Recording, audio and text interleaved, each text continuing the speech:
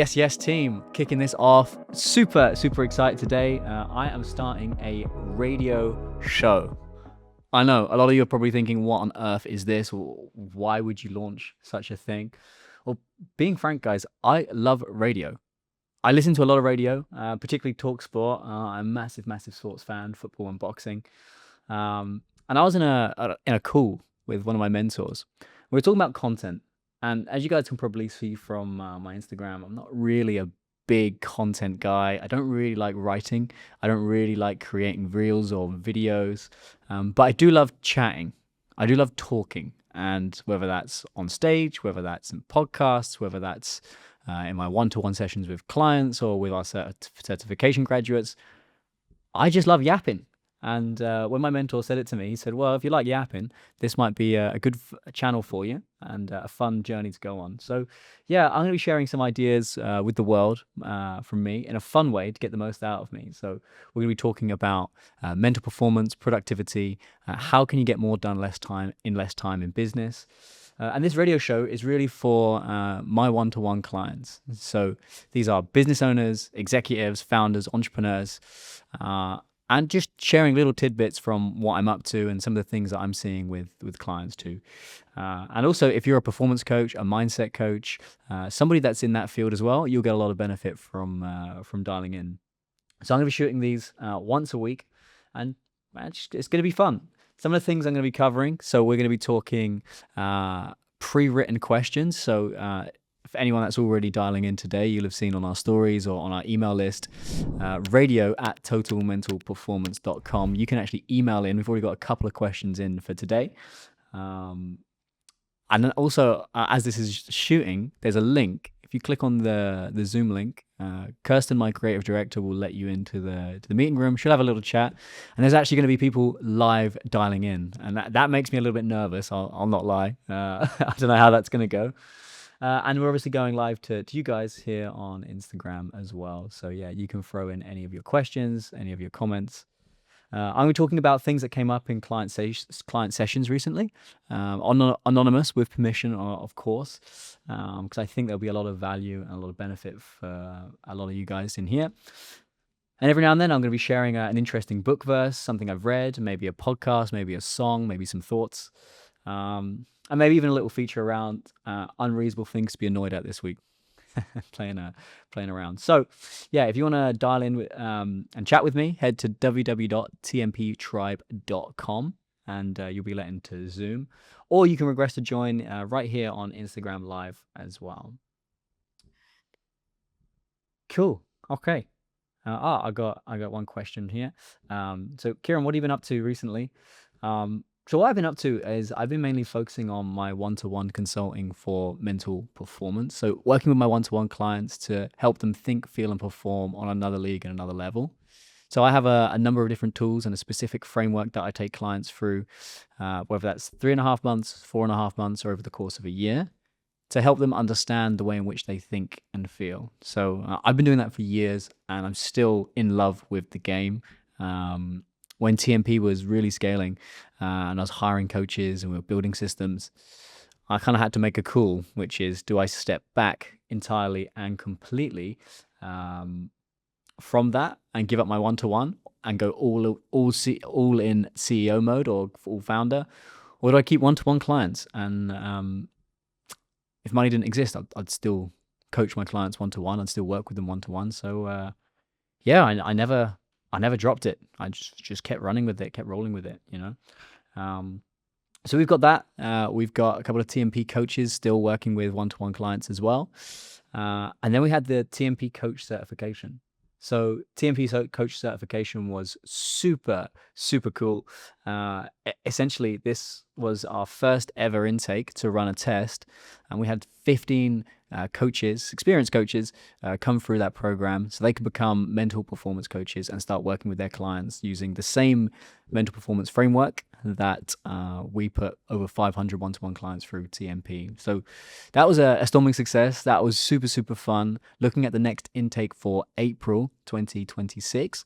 So yeah, if you want to check that out, head to my Instagram at Total Mental Performance, or if you're watching this back, just look in the description and you can click on there, and there'll be a link to the waitlist so you can get all the details once they're out. So I've been working really hard on that. Believe it or not, that's not actually an easy project. It's something I've been thinking about for a long, long time. I guess the reason I started that was because we had so many clients asking us, how can we do what you do at TMP? And we'd send them to maybe a cognitive hypnotherapy qualification and then maybe another peak performance qualification. We'd send them to some books, but there was never one place to really distill that down all into one area.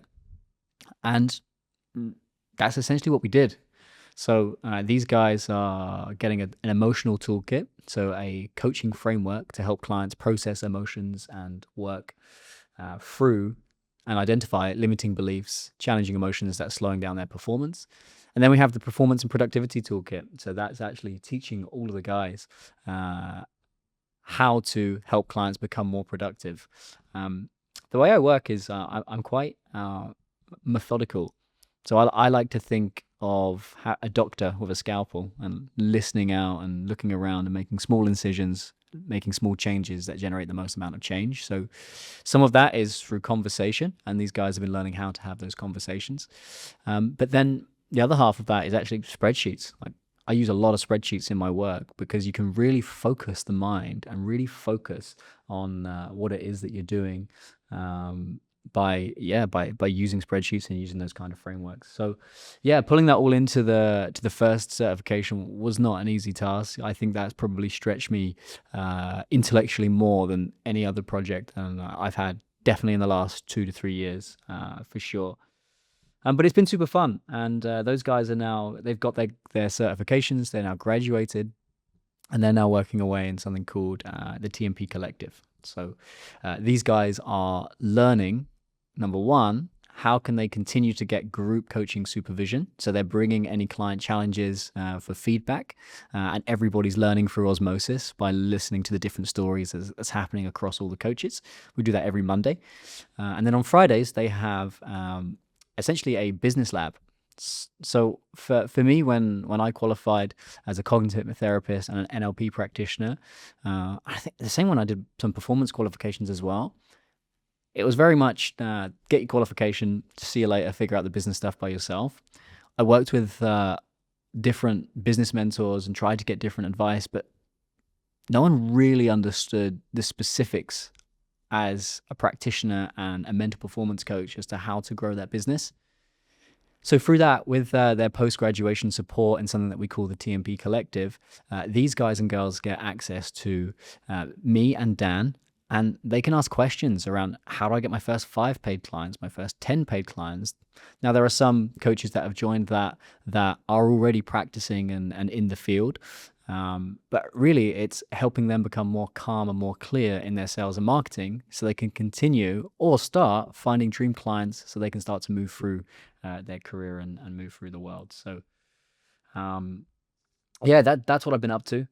It's been super, super fun. I've been enjoying the journey, and and now we're on the radio. If I kind of let you peek behind the curtains as well, there's a guy called Matt Gray, really, really fascinating guy.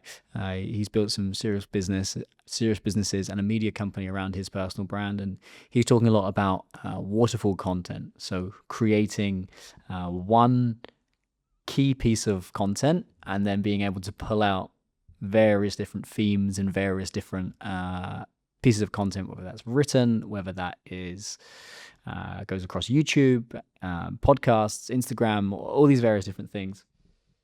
So, a part of that also is actually just exploring, well, can these radio episodes provide value, and can we do that? So, what should we play into now on here? Tell you what, Kirsten has just sent me through one of the pre-written questions. Here we go. From our email address, radio@totalmentalperformance.com, if you ever want to write in an email. All right, pre-question 1. Hi, Kieran. I'm Luke, management consultant based in Dublin. I feel like I'm 80% of who I could be. Life's good, business is good. I know there's another level of focus, confidence, and execution available to me. How do I access that last 20% without overcomplicating everything? Oh, nice. Yeah, nice. So Luke is what we would call a potential Peter in the certification. So you got two types of clients in mental performance. You've got, well, actually, technically we say three. You've got potential Peter, who is somebody that life's good and things are flowing and moving, and you want to get to that next league and you want to get to that next level. Well, now what, Nick? So now what, Nick? Typically comes to me when he's achieved everything that he's looking to achieve. Life is good. Maybe he sold his business, or maybe he's got his business or his career to a level that he thought would make him happy, and now he's questioning like, what's the meaning of it all? Well, why am I here? And then we've got overwhelmed Oliver, and overwhelmed Oliver is in the blood and guts of business, stressed, anxious, overwhelmed, pushing and pushing and pushing and pushing, constantly on edge, constantly feeling wired and tired, and can't quite seem to understand why they can't calm down. So coming back to Luke here,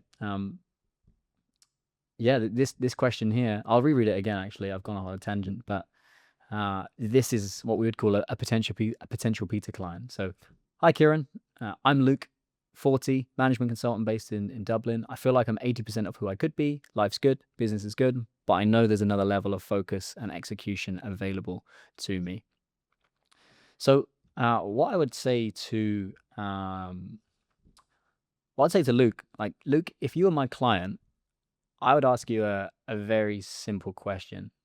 On a scale of 1 to 10, when we're talking about focus, when we're talking about confidence and execution, where do you feel like you're at right now? 10 out of 10 is couldn't be any better. 1 out of 10 is absolutely on the floor. 5 out of 10 is like, some days it's okay, some days it's off, very up and down. We don't allow sevens because sevens is a cop-out answer. It's got to be a 6 or it's got to be an 8. So what I would first ask Luke is, on a scale of 1 to 10, like, where are you at? And if it's not a 10 and you feel like it's an 8, you said you're 80% in there. My next question would be, what's missing in order to make that a 10? And often in that question is where the nuggets of gold will come from. So yeah, if you're watching this or you're listening to this and you're thinking, oh yeah, actually I kind of feel a little bit like Luke here and I'm good, just ask yourself that question. Because it's in the gap between a 6 or an 8 out of 10 and between the 10 is where the insights come. Typically what tends to come out there is, well, I'd be more productive. Maybe I'd have more energy. I'd be getting more done.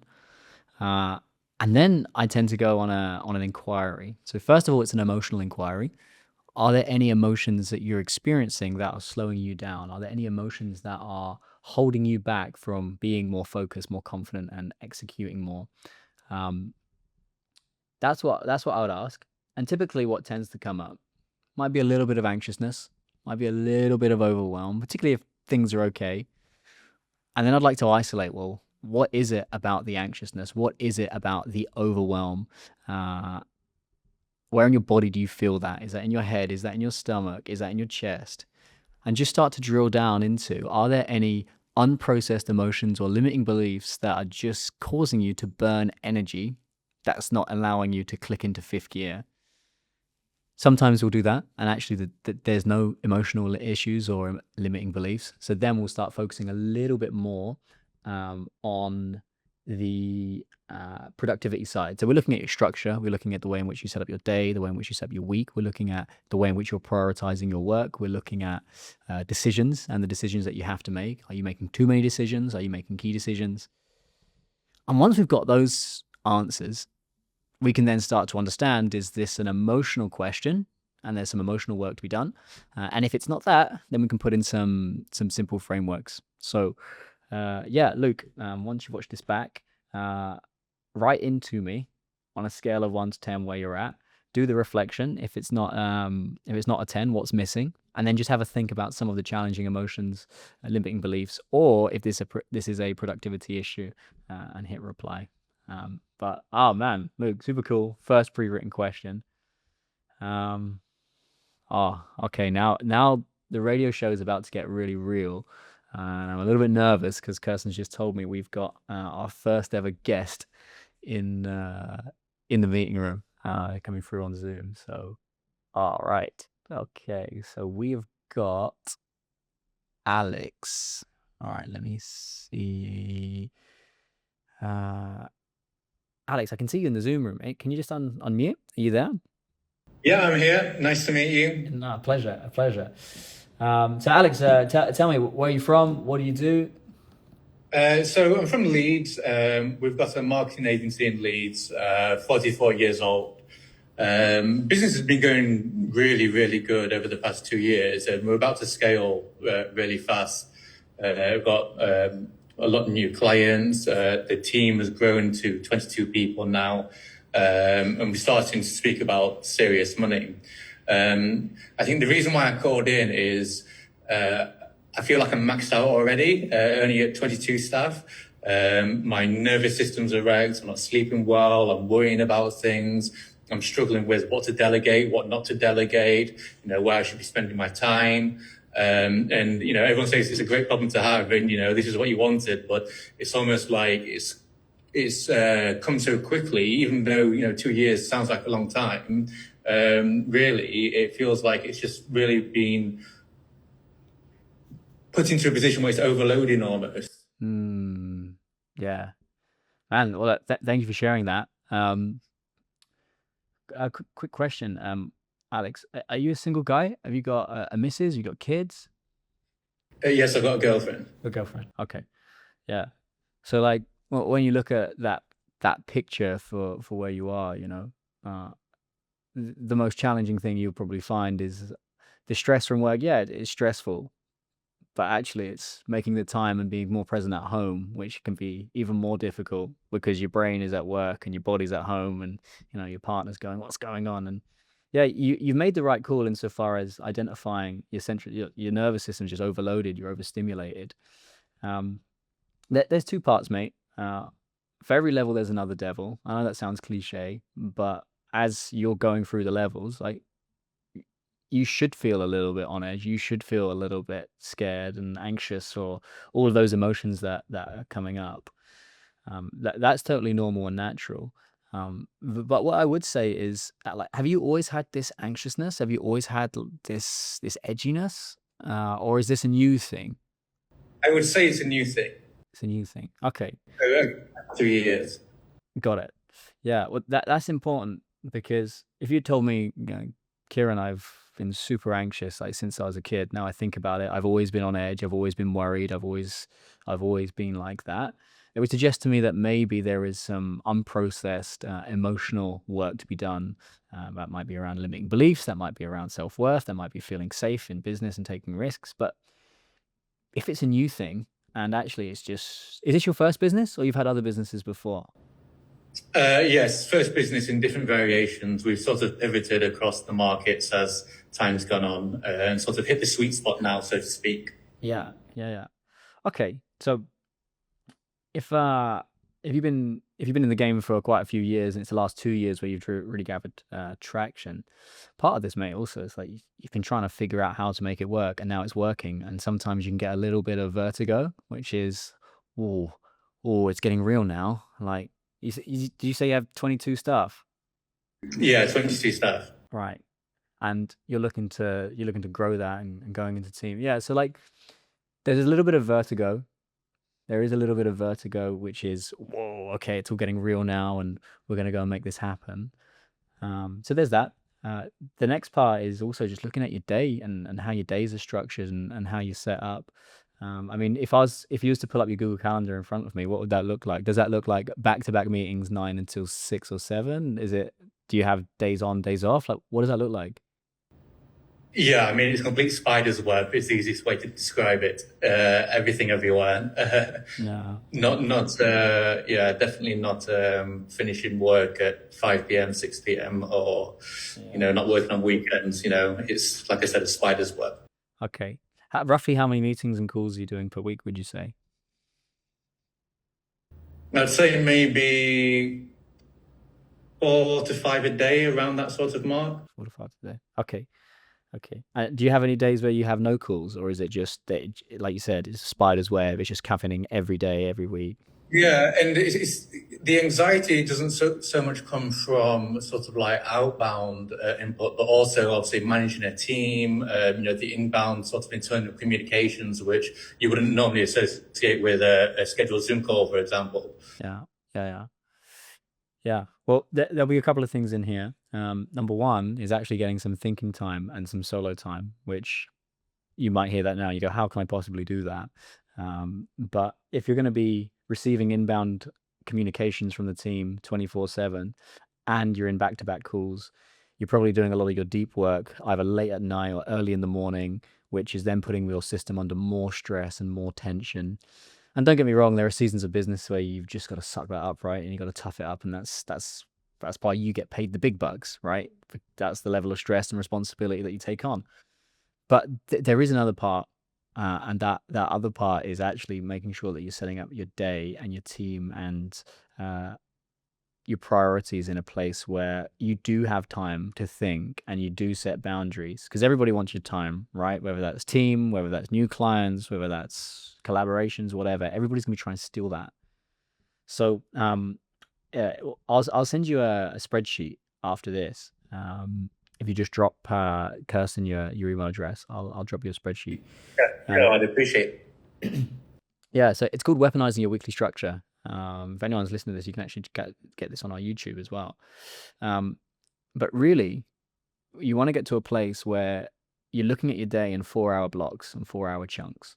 So AM, PM, you might say, Kieran, I have 12 hours. Okay, maybe there's like an evening slot if that's how you operate. But by thinking in chunks of 4, what it does is it avoids the spider's web issue where you go to one meeting, you come out, you got another meeting in either 45 minutes or to an hour and 15. So you can't really switch on. So all you're doing is you're just grazing and you're just sending text messages and emails, and then you're already a bit buzzed and tired, and you go into your next meeting. And as a result, you never really switch off, and you probably start working really late at night because everybody's gone to sleep, but you're the founder, so you're still there and you've got your quiet and you've got your peace. So first of all, I'd be looking at your week and just going, okay, well, number one, how am I setting up my day? So with a 4-hour block as an example, you'd be better off having 4 hours of deep work and 4 hours of back-to-back meetings than you would with the spider's web thing. You're also going to be able to breathe because you got to think about the brain like a muscle. If you was in the gym doing heavy squats every day, what do you think would happen to your legs? Yeah, I completely understand. Yeah. So by having breathing slots and being on and off with meetings and calls and messages where possible, all it means is your brain is going to rest and recover, and you're going to start to be able to calm down. So resetting up your week for deep work and for calls is going to be an absolute game changer. And then finally, do you have one phone, or do you have a work phone and a personal phone? Same, a single phone. Yeah. So I see this with entrepreneurs all the time, which is you're always on by default, and you could be sat in a restaurant, you nip to the toilet, you check your phone, in comes an email or a message from a client, you accidentally opened it, and next thing you know, your head's spiraling and you're not present anymore, right? So when that's happening, you're essentially grazing like a cow versus hunting like a lion. So with my clients, I like to have them, when they're attacking, and then they log out and they're off. So by having a personal phone and a work phone, having them separate, you have this psychological and physiological boundary between the work world cannot contact me 24/7 because I'm not available 24/7. And you put that, for me with my work phone, I like to leave it in the office and lock the office and go, right, that's there. And then I'll go away for my evening, or I refuse to bring my work phone to the gym when I'm training, or if I have it with me, I'll switch it off. And again, it's just deloading the mind so you're not super stressed and you're not stuck, you know? So from where I'm sat, man, like that's what those are just some tidbits that come up for me. Is there anything you'd like to ask me, or is there anything coming up where you're like, oh, like, what's this about? Or how's No, it? actually, reflecting on it all now, I mean, you've hit the nail on the head. And I guess, sometimes you just need somebody to bounce off these ideas with. So I think, this radio show that you set up is a great idea because there's nobody doing anything like this. And yeah, it's given me a lot to reflect on. So I'll be joining every week now. Cool, man. Cool. Awesome. Was there anything else I can help you with while I'm here? I think that's given me a lot to reflect on, to be honest. It would be interesting after a week or so, taking on this advice, looking at the document you mentioned that I can obtain on the YouTube channel, to maybe revisit it and see how things have progressed. Yeah, I give that a go. What I'd say is just give it like a 2 to 3 week lead time, because naturally you can't just cancel all your meetings next week and you go, right, guys, you're all falling into my new 4 hour schedule. But like if you give it 2 or 3 weeks to kind of bed your way in, that's probably that's what I'd suggest, to take a bit of time. Cool. Well, mate, Alex, thank you so much for jumping on. That was cool. Yeah, I've not. That was our first one. All right, team. First live caller. First live caller. Super cool. Super cool. Okay. Let's move on to a new segment. A new segment. Every segment is currently new. But this one is called What I've Been Pondering the Past Week. So often I'll have a flash of insight, or I'll have something that comes to mind, and it would just be on my mind for ages. And unlike really, really good content creators where they can just synthesize that and turn that into a beautiful piece of writing or a reel or a carousel, my brain doesn't quite work that way. But I'm going to roll with it. And the thought I've been pondering this past week is, I feel like ChatGPT has become the cocaine of overthink and rumination. What I mean by that is, if you think about a large language model, regardless as to whether you're using ChatGPT or Google's or Claude or whatever it is that you're playing with, though they are infinite levels of intellectual capacity. And what I mean by that is, they don't get tired, they don't get bored, they don't get distracted. They can just go back and forth with you and intellectually and mentally spar with you for hours and hours on end and not get tired, not go, right, mate, should we call it tonight? This is getting heavy.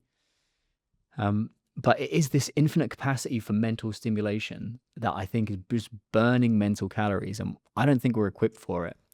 Let's say you have a situation come up at work and you ask ChatGPT to go back and forth with you and challenging your thoughts or your ideas, or maybe there's a piece of conflict where you're trying to get some insight.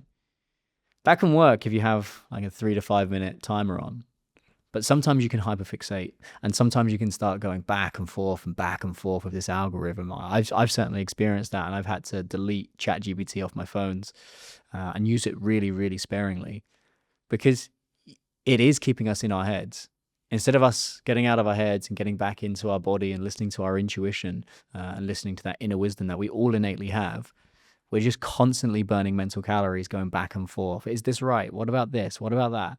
Now, that can be helpful if you're approaching that from an abundance perspective and having fun and playing around and tinkering, testing, and toying. But actually, if you're trying to get more done and you're trying to maximize your energy and you're already overly stimulated and you're zapped all the time, I actually think, I actually think that's not helpful from a productivity standpoint. But I'm going to play a song by an artist off the back of this point, called Akira the Don. So Akira the Don, he remixed a soundtrack from a guy called Scott Adams. Scott Adams is the creator of Dilbert. So that was the most successful corporate life comic. Like, if you saw his cartoons, you would actually, you'd know them, you'd recognize them. It made him a multimillionaire, and then he retrained as a hypnotist, and he became later known for his ideas on persuasion, on psychology, on decision making. And he talks about reframes, and he talks about the ability to get out of your own head. So I really, really like this song. Akira the Don, he remixes all sorts of people's music. So he will take podcasts or tracks or clips of someone like Naval Ravikant. He's done Jocko Willink. He's done Jordan Peterson. He's done Alan Watts, Ram Dass, Scott Adams. He's got all these various different people, and he'll take something that he likes, and then he will just turn it into music. He did the same with Marcus Aurelius's meditations as well, and he's actually reading it out and singing, and super interesting. Anyway, I'm just gonna play this song, and yeah, check it out. Somebody asked me for a reframe to help them get out of their head and, stop having ruminations and bad thoughts. And I suggested the reframe that I tried myself, and it worked, where you just say, get out. Where you just say, get out. Akira. Get out. You just say, get out. Just get out of your head. Now, the frame that makes it work is to realize that you are a person who has two completely different lives. This is the key. There's a part of you that lives only in your head, where you think about the past, which literally doesn't exist. It's imaginary. It existed at one point, but now it's just the thoughts of the past. Get out. Just say, get out.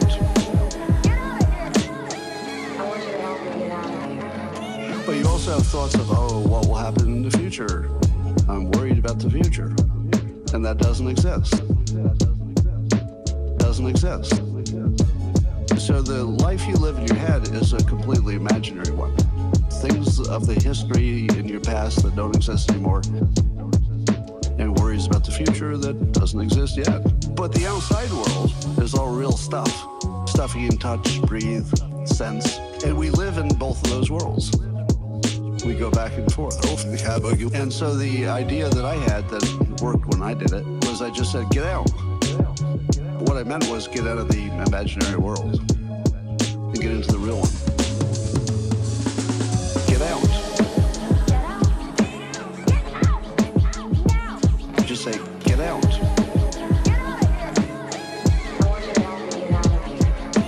Get out. Just say, get out. And just walk out in the sun, walk out the door, pet the dog, do a chore, exercise. Just get out. And so I'm going to ask you this as a favor. Try it once. Just try it once.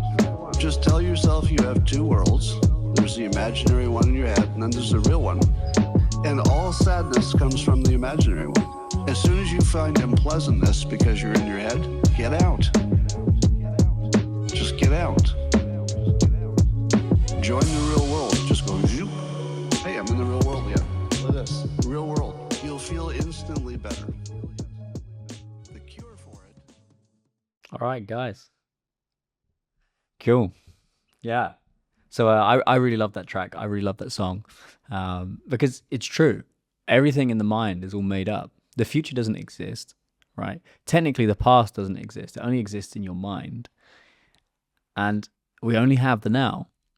Depression tends to live in the past, so over ruminating about what could have been or how things could have been handled. And then the future tends to be, anxiety tends to live in the future. Well, what if this happens? What if this happens? What if? And then you get stuck. So this beautiful reframe that Scott says to us is literally when you are not in the present, and I as an ADHD, I get this all the time. It's mentally shouting to yourself, get out of there. So yeah, when I first heard that track, and sometimes I put it back in if I'm over ruminating or getting stuck in my mind, is I'll just practice getting out, and getting out might look like going for a walk. I bought this ridiculous bottle of soap from Aesop, and the reason and it was massively overpriced. I couldn't believe how much I paid for it. I didn't pay attention when I tapped the card. But inside the soap, it's got like this grainy, sandy sort of like vibe. And I remember when the lady that was fleecing me for it. I was putting it on my hands. I remember just being really present and just focusing on the grains. So sometimes when I'm stuck, I go to the bathroom and I just start like washing my hands, and that's a way of getting out of that rumination. But that can be pretty tricky. It's not as easy as you think, and sometimes, particularly if you're stuck up in the mind, uh, another way of getting out of there is actually doing your thinking on paper. So if you're overthinking, just getting a journal out, and writing and writing and writing and writing and writing and writing and writing. Just get everything out there, and hopefully that reprocesses everything that's happening there, and you can get back to the present. So yeah, that's another way that I like to play, and another way that of getting out of the brain. And going back to the ChatGPT point, it's often keeping you in the past, trying to analyze what happened, but it's keeping you stuck in the future as you're often going back and forth on, well, what actually could happen and what's next. So yeah, for me, I think these large language models are fantastic, really, really interesting tools. But just like anything, if they're not moderated or not used in the right way or the most effective way, you're going to have a really, really, really tough time for sure. So cool. Okay, so what else have we got here, Kirsten? We have got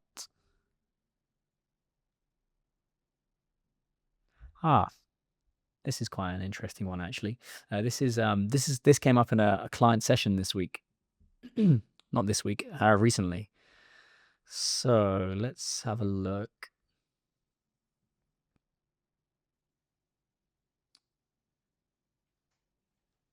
Okay, I'm gonna share this example.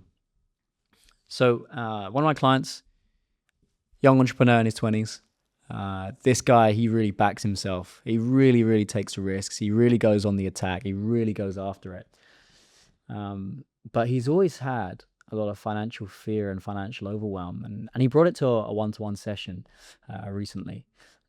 And he was convinced he had a money mindset issue. And, he said, I'm always afraid that, about money. And I think it's an emotional problem. And I think I'm really stuck. And as I started to do some emotional digging and trying to map the emotion and the beliefs and what was going on, it wasn't actually an emotional issue. What it was for this guy was actually, it was a financial tool or a lack of financial tool and financial skills.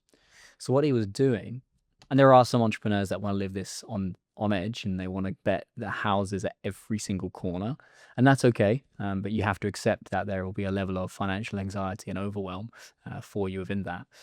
But I said to him, okay, well, if you don't mind me sharing some of your numbers, like how much runway have you got? And he goes, what do you mean? I said, well, for the business and then for yourself, how much have you got? He goes, for the business, probably 2 months. We're cutting things pretty on edge. And then for myself, I don't even know. And I said, okay, well, when was the last time you checked out your personal budget? And he said, I don't know. I mean, we're doing pretty well. And I've been able to invest in various different companies and properties as well. So I've always got money, but I actually kind of just forgot. And this is a guy that's been driving the car at 110 miles an hour for a long time. So we've been restructuring his days and his week. We've been working a lot on the emotions that have been causing him to drive the car so fast. It was actually like super, super simple, this one. He didn't know his personal numbers. He didn't actually have a personal budget. He didn't have any financial runway. And he wasn't entirely sure on the business how much financial runway that he had. Now, this is a different number for everyone. My recommendation as an absolute minimum is always having 3 months cash for the business, and having so that's all your fixed monthly bills and the team, and then having 3 months personal runway. So that's all of your rent, all of your bills, all after tax, to make sure that you're okay. I personally live with 5 months as a minimum. And once I start to go over that number, we just put money back out into the market or back into investments. Some people have 6, some people want 9. It all depends on who you are and your risk appetite. I've got a friend of mine that only lives 1 month and he's happy with that, and he aggressively invests in the markets, and he's like, yeah, it keeps me on edge. He's obviously got, a brilliant business that is consistent and brings him, a really good wage and highly profitable. So he could change that in an instant, if he wanted to bring that up.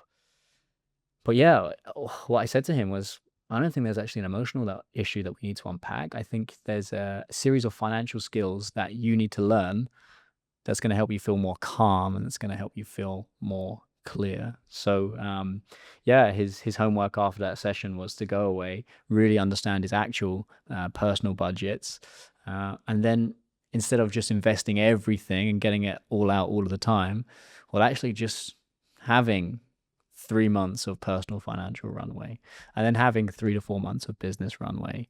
And that way, if the market goes up or the market goes down, or there's a lot of pressure on you, or you have a couple of bad sales months, it's not the end of the world.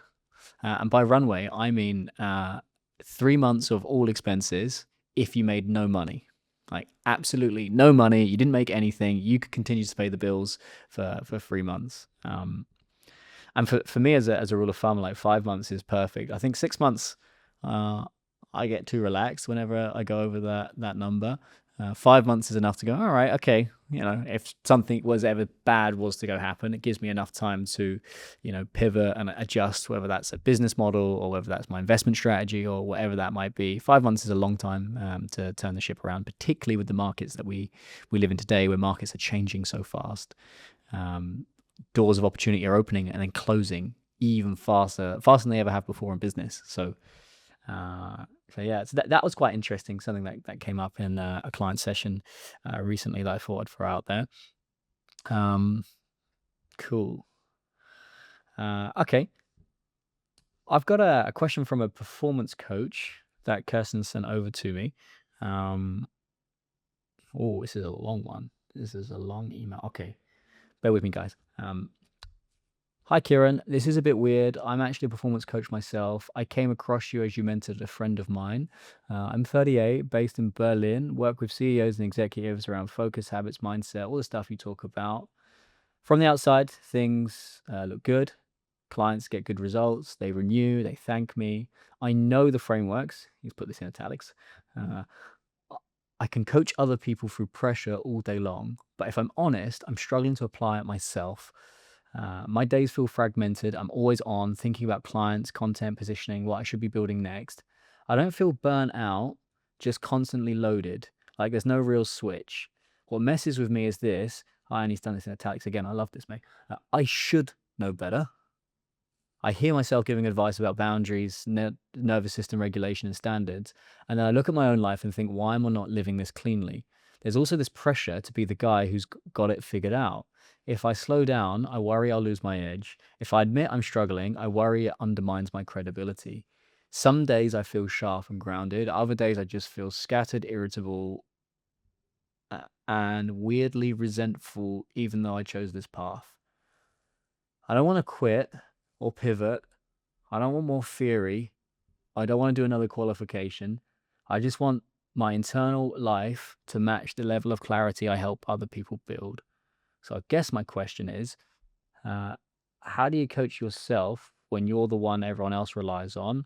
And how do you evolve as a performance coach without running yourself into the ground? Yeah, I don't even think that's a really good one. That's fucking awesome, man. Like, thank you so much for writing that. Yeah. So, I don't even think this is just for performance coaches, to be honest. I think this is just for any business leader, that feels like they have to, lead the way and hold the standards and set the standards and behave at the standards at which they set for themselves and for others, But in relation to that point, one of my mentors, Rich, he said to me, we teach what we need to learn as coaches, as mentors, as educators. Like, we teach what we need to learn. And that for me was like a light bulb moment, you help others with this because you've really struggled with this. If you think about a lot of businesses, not all businesses, but a lot of businesses, they're solving problems for things that they've struggled with or they've seen other people struggle with, and they've put that together. So when you have that frame of, well, for me anyway, how I process that piece of feedback from my mentor, if we teach what we need to learn, we're always going to wrestle and struggle with these things, and that's okay. That's a part of being human, you know. Um, Struggling or feeling stuck or irritable, like, you know, that's kind of part of it. Uh, I don't know if you have a coach in your corner or not, but I always have coaches and mentors in my corner to keep me accountable, to challenge me, to stretch me. I believe in the coaching and mentoring process. But if you don't, man, like, really consider just having someone with different set of eyes and different set of ears, uh, like, to listen and to hold you accountable. Um, but your actual question, you know, how do you coach yourself when you're the one that everyone relies on? Well, uh, I use something called self-coaching. So I've actually got a young mentee. His name is also Kieran or Kieran. It's Irish lad. Done a really amazing job. Really, really cool. He's built an oats company over there. And when I have a problem that I'm struggling to solve, I imagine him coming to me with the same problem, but he's lived the same life that I've got. He's got the same deck of cards. He's got the same problems, same resources, same everything. And I go, well, what would I advise him? And then I write that down and I email myself or I write it in a notebook. And then I try and follow that advice to the best that I can. Because often we always have the answers, but we just can't read the label from inside the bottle. So then we get stuck and we're going round and round and round and round and round. So that's what I do. And second, if we're talking about specifically living as a performance coach, well, another part is just looking at your production capacity. And your production capacity can change for a number of different reasons, you know. When I first started out as a single man, I was doing like 20 to 25 hours of one-to-one coaching per week. If I did that now, it would crush me. It would absolutely crush me. I don't have that capacity. I have capacity for between 8 and 10 hours a week of one-to-one coaching, and that's it. So maybe you're still trying to operate. I'm filling in gaps here, but maybe you're still trying to operate like you did when you were a little bit younger or you didn't have as many responsibilities. It doesn't say, you know, whether you have a partner or young children or anything like that, but that also impacts your capacity insofar as how hard you can work and then also how much you can work. So yeah, with that, I would just look at, well, are you looking at your weeks and you're feeling completely zapped and going, oh, I've got another week like this. How am I going to survive this? Or are you looking at your weeks and going, oh, I've got enough on my plate to keep me challenged, but enough on my plate to slow down, to speed up. I mean, working capacity is something that I think is really estimated by entrepreneurs and founders. Is just not looking at, well, how many hours per week do you have that you can honestly, truly go at your week. So I would also look at that. It sounds like you don't have enough space for you, which is then just keeping you constantly loaded.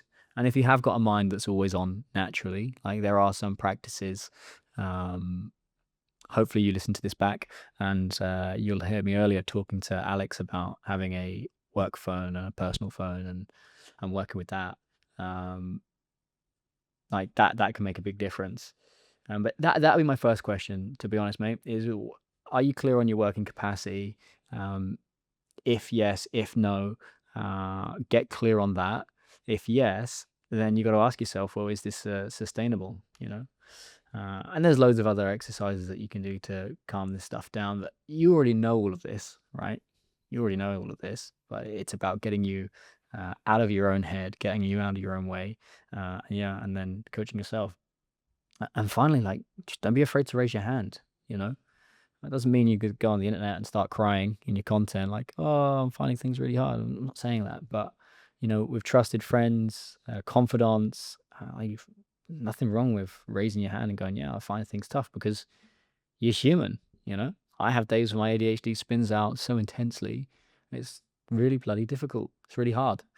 And I can either keep it to myself and suffer in silence and, you know, have all the guilt and shame associated with that I'm not performing at the level at which I would like, or I can surrender and I can go, yeah, I'm human and this is what I got going on, and that's life, you know. But yeah, really, really nice question. Really nice question. We just had a question come through on Instagram Live. First ever question on Instagram Live. Okay. My question is, how not to be afraid to open your own business? Sorry, pal. It don't work like that. it just doesn't work like that. You're always going to be afraid. My boxing coach told me this. He said, listen, Kieran, you're going to be afraid again and again and again and again. And it isn't about being less afraid. It's about having courage. Now, courage isn't a nice feeling. It sounds sexy. It sounds cool. So yeah, I'll have lots of courage. And you sort of have these images in your head of people having this big, let's go. But that's not what courage is. Courage is feeling the fear and doing the thing anyway. It's feeling the fear and going after it. So I think the question isn't necessarily about how do you not be afraid. Actually, like, be afraid and own that, because if you wait until you think you're ready, you'll never be ready. And so yeah, remove that expectation, because everyone's afraid. Everybody's scared, you know. But it's about risk and reward. And if you want to take on a level of risk to unlock a new level of reward, whether that's earnings or lifestyle or time or capacity, like, you've got to feel that. You got to go through it. Yeah. Another thing that one of my mentors said to me was, this was Ron. Ron said, hey man, you're going to experience the same emotions to different experiences.